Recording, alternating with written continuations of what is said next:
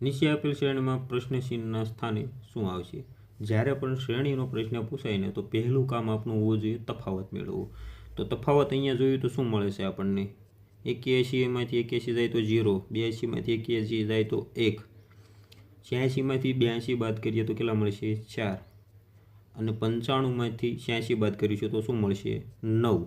તો અહીંયા શું મળશે? જુઓ, તમે ધ્યાનથી જુઓ તો તમને ખ્યાલ આવી જાય.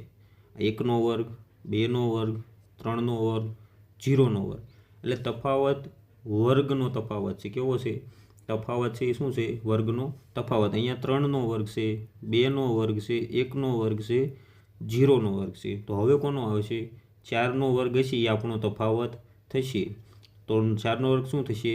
16. જે આ તફાવત મળે એ આગળની સંખ્યામાં આપણે એડ કરીશું તો આગળનું પદ આપણને મળી જશે. તો 95 વત્તા 16, 5 ને 6 11નો એકડો, વધી આવી 10 ને 1 11. તો 111 આપણો અહીંયા રાઈટ આન્સર થશે. Option number B 111.